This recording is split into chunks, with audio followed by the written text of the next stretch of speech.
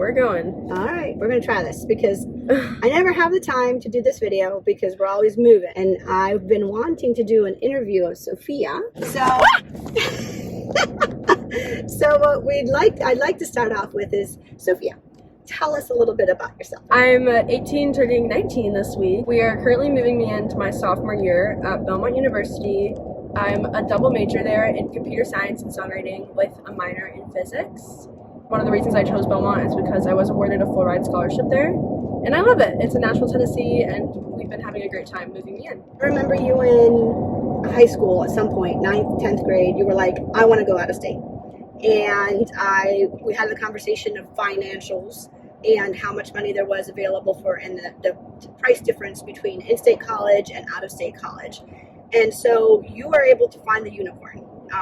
You were able to find the full ride, everything paid for. The only thing that we pay for is any of our dorm room accessories, transportation back and forth, laundry, and that's it. That's all we pay for.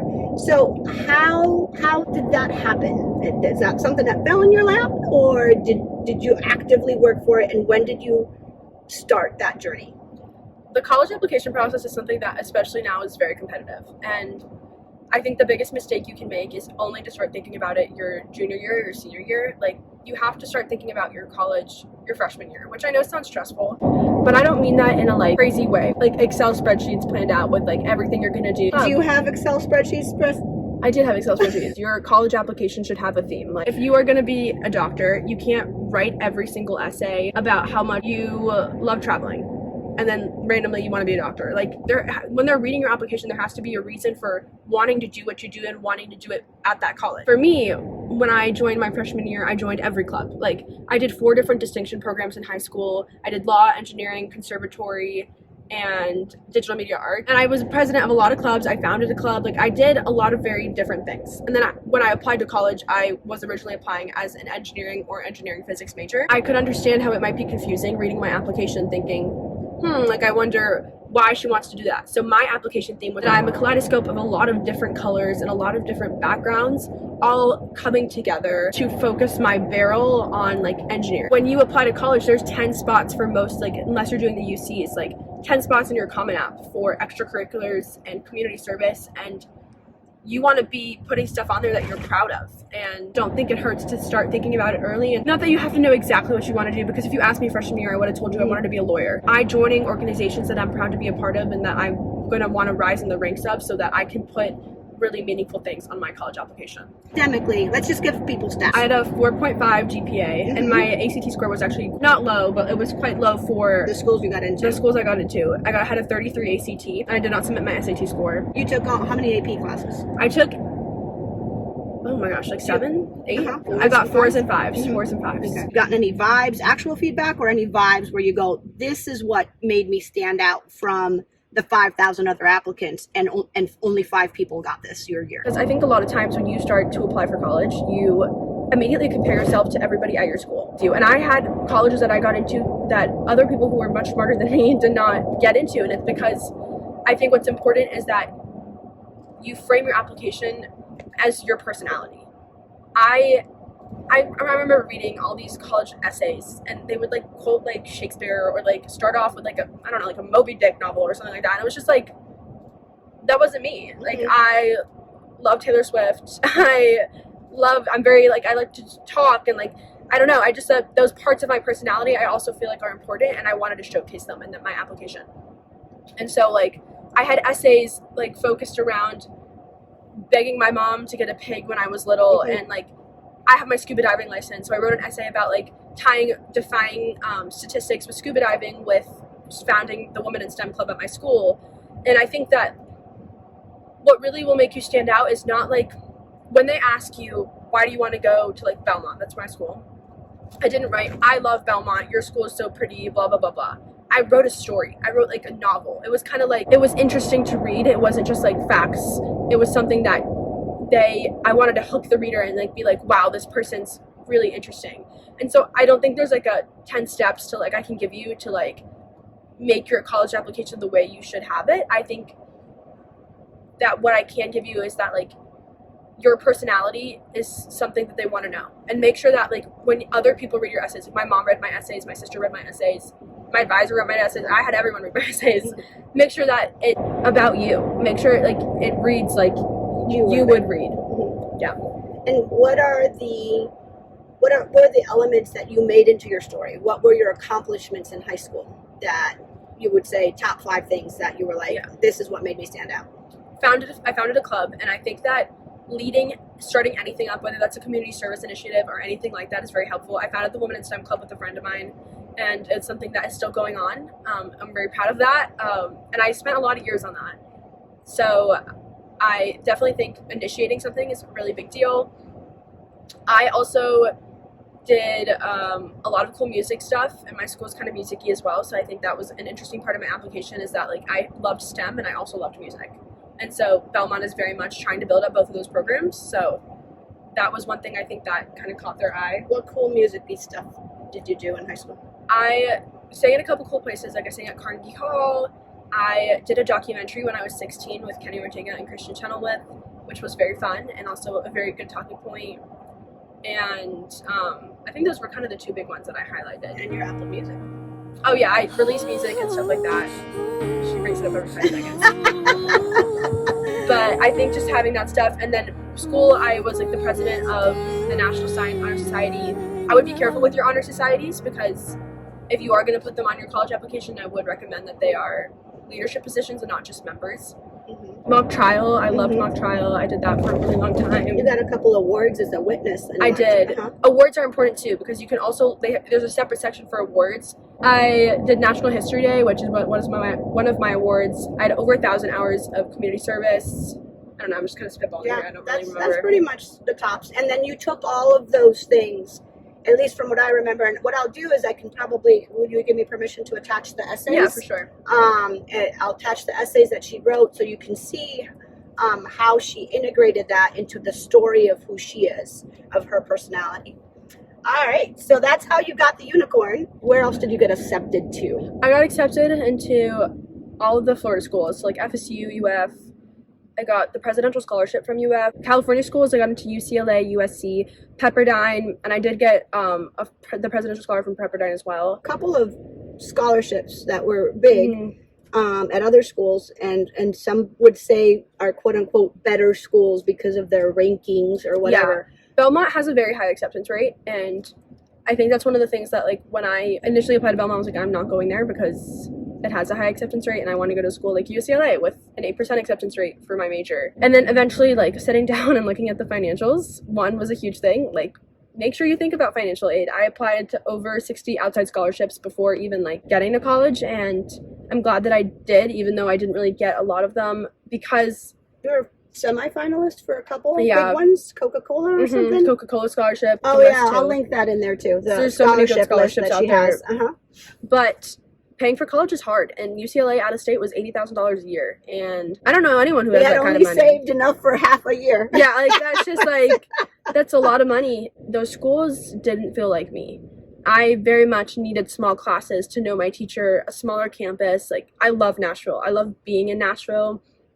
And I think that's something you really have to consider when you start doing your college applications, is like, where are you gonna thrive, and not just like, what's a cool school to tell people that you go to. Yes. I don't think I would have been happy at UCLA, and it's cool to say like, yeah, I got in there, but it's also like better to just pick a school that you know is you. And so just for some reference, like, I didn't tour schools until after I got accepted, which I think is good and bad. Good and bad. I personally think that's the way to do it.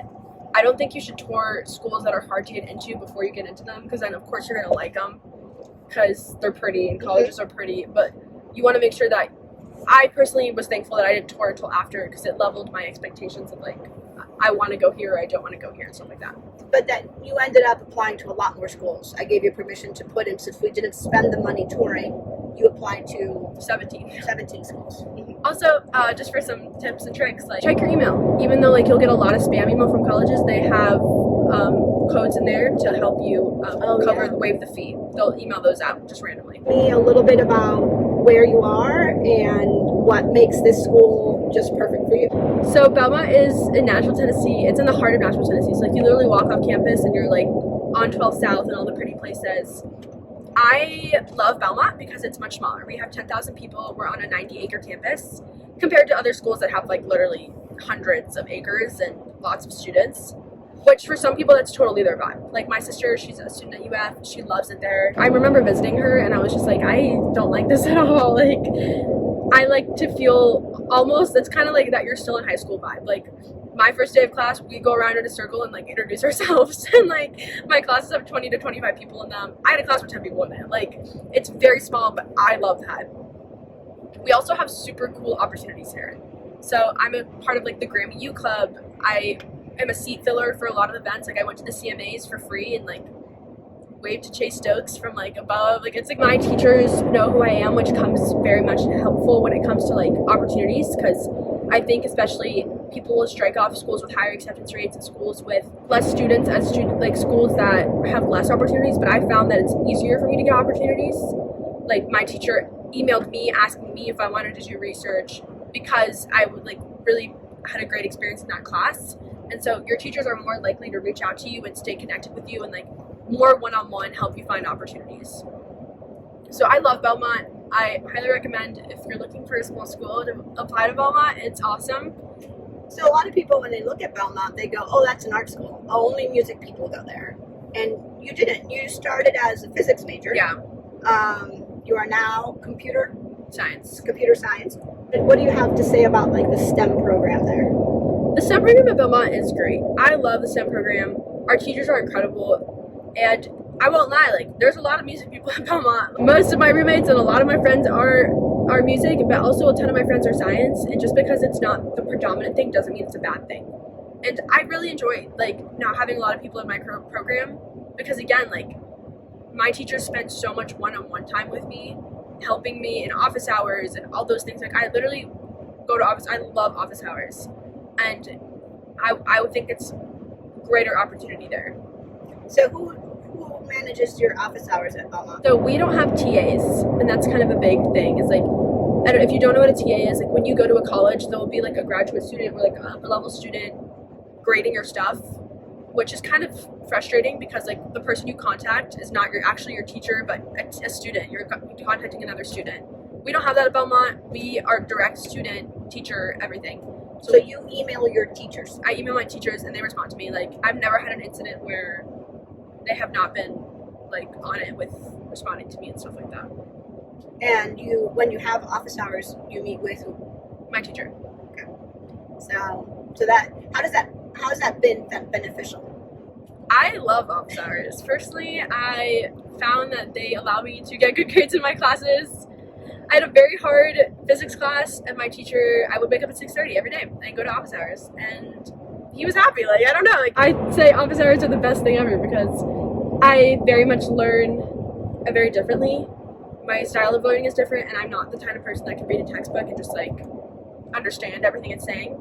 So to be able to talk it out with my teacher, and like they have office hours every day and they mean it. Like they beg you to come to office hours. They love when students are like interacting with them and stuff like that.